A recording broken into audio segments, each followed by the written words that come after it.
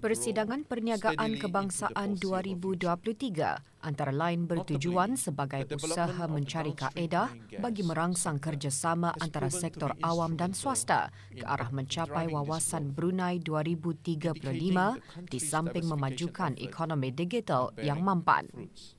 Menteri di Jabatan Perdana Menteri dan Menteri Kewangan dan Ekonomi kedua telah menggariskan kepentingan pendekatan Whole of Nation yang akan membawa kepada ekonomi negara yang dinamik dan mampan.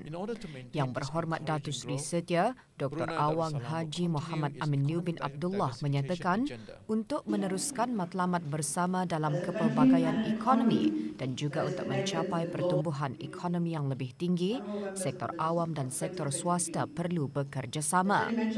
Selain itu, sektor swasta perlu diberikan galakan untuk terus meningkatkan kecekapan dan produktiviti dalam pelbagai bidang supaya ekonomi negara akan menjadi lebih kompetitif. Bukan sahaja untuk mencapai kecekapan yang lebih baik dalam pasaran domestik negara, tetapi pendekatan Whole of Nation juga akan menjadikan perniagaan di negara ini lebih berdaya saing di pasaran serantau dan global. For us to continue our common goals of economic diversification and also to achieve a higher economic growth, I think we both need to work together, the public sector and the private sector. Persidangan Perniagaan Kebangsaan 2023 juga menyentuh mengenai ekonomi digital yang mampan. Menurut Dayang Hajah Farida binti Datuk Seri Paduka Haji Talib, Pengarah Urusan dan Ketua Pegawai Eksekutif Brunei LNG, para peniaga perlu faham kepentingan penggunaan digital dalam perniagaan. Sama ada ia boleh menjadi strategik atau sebaliknya. Selain itu, penggunaan digital boleh membantu para peniaga bersaing untuk mendapatkan lebih banyak peluang. Jelasnya, penggunaan digital sesuai diterapkan dalam strategi perniagaan boleh meningkatkan keupayaan, memberikan latihan yang betul dan menggalakkan generasi muda untuk ikut serta kerana golongan tersebut sangat celik digital. What's really important is understanding where digitalization can play a role in your business. Can it be a strategic enabler to help you to be more competitive, to get you to see more opportunities? Sementara itu, Dayang Nik Hafimi binti Abdul Hadi, Pengarah Eksekutif Kumpulan Syarikat LVK dan Pengerusi Majlis Penasihat Perniagaan APEC mengongsikan syarikat tempatan perlu melihat persekitaran negara jiran yang mana jika boleh banyak syarikat perniagaan diwujudkan di negara ini yang boleh memacu kepada perniagaan yang selamat melangkaui sempadan adalah sangat penting.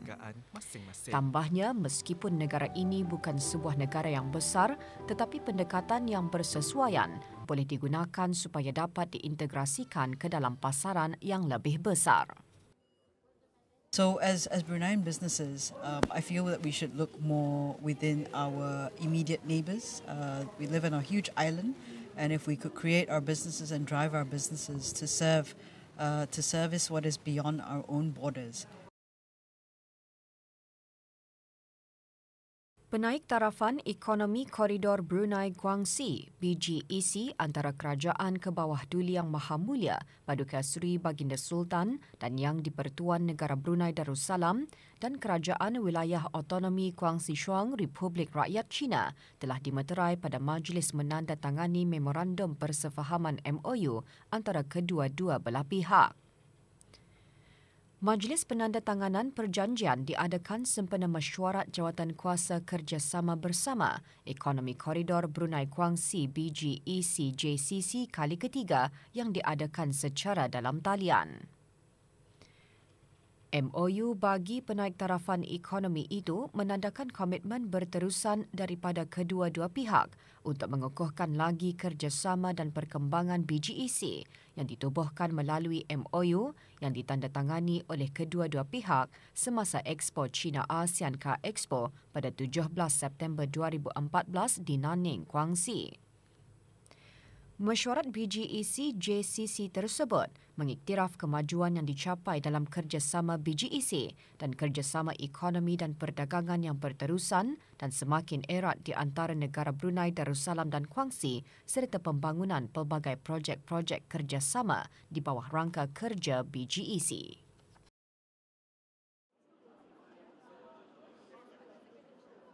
Pelbagai makanan kontemporari Singapura disajikan semasa Festival Makanan Singapura 2023 kali ini, antaranya gado-gado Minang, tulang merah dalam kawah dan pengat durian. Festival ini dianjurkan oleh Restoran Anjung Saujana di bawah Royal Brunei Culinary dengan sokongan Suruhanjaya Tinggi Singapura dan Lembaga Pelancongan Singapura. Festival yang diadakan di restoran berkenaan di lapangan terbang antarabangsa Berakas dibuka bagi kunjungan orang ramai sehingga 28 Februari ini. Sejak beberapa tahun kebelakangan, ekonomi dunia berdepan dengan pelbagai krisis, antaranya pandemik COVID-19, krisis makanan dan tenaga, inflasi yang melonjak, pengetatan hutang serta perubahan iklim yang menimbulkan ancaman sebenar pada skala global yang belum pernah terjadi sebelumnya. Dr. Dayang Hajamai Faiza binti Haji Ahmad Arifin, Setiausaha Tetap Ekonomi, Perdagangan dan Industri Kementerian Kewangan dan Ekonomi, berkata demikian dalam perasmian mesyuarat perancangan strategik BIM Piaga 2023. ASEAN kekal teguh untuk terus ke hadapan bagi meningkatkan kerjasama ekonomi bukan sahaja di rantau ini tetapi juga dengan rakan dialognya dan seterusnya. Mesyuarat juga menekankan cadangan yang dikemukakan semasa mesyuarat Menteri-Menteri BIM Piaga kali ke-25 dan keperluan asas bagi hala tuju BIM Piaga pasca 2025. Komitmen dan kegigihan dua usahawan wanita tempatan dalam mengembang majukan perniagaan membolehkan mereka untuk terpilih menerima anugerah pengusaha cemerlang Majlis Perniagaan Wanita Brunei sempena sambutan ulang tahun Hari Pengusaha Wanita ke-23. Dua usahawan wanita terbabit juga merupakan penerima anugerah Outstanding ASEAN Women Entrepreneur Award di Jakarta, Indonesia pada tahun 2020. Apa yang Tani buat selama ni berbaloi lah. Akan menambah lagi kegigihan, ketekunan, kerajinan and then improve my quality of work. InsyaAllah kalau Allah mengizinkan mungkin saya mau produk ini ke luar negeri. Tapi masa ni Alhamdulillah ada je orang luar negeri membalikan.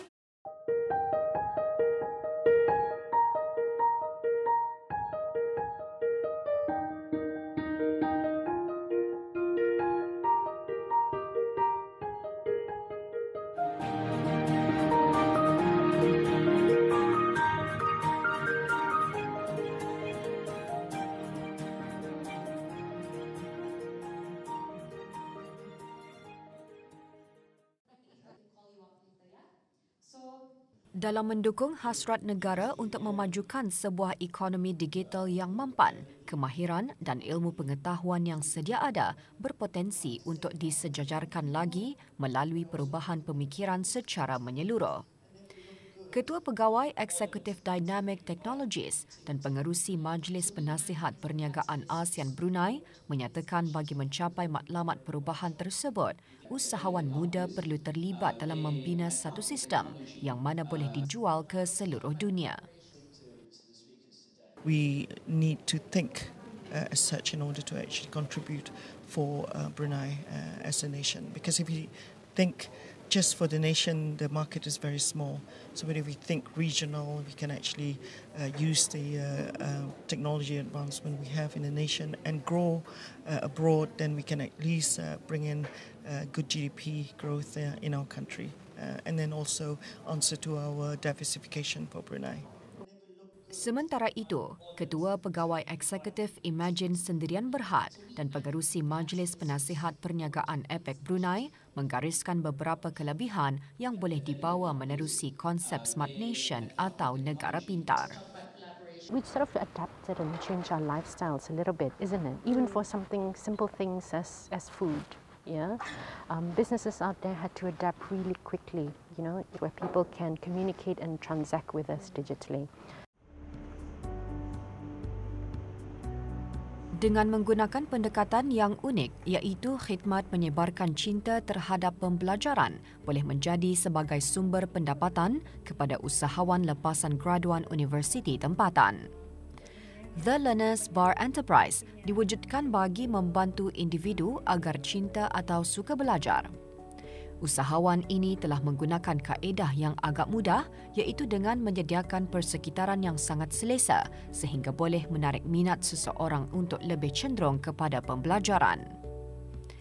Menurut pengasas bersama Learners Bar, pendidikan sangat penting tanpa mengira pekerjaan yang akan diceburi suatu hari nanti. Sebenarnya, by belajar more itu, you get to improvise yourself more. You get to upskill yourself. Be more better than other person. In a way, you have more knowledge. So dari sana, it is true that education is very important.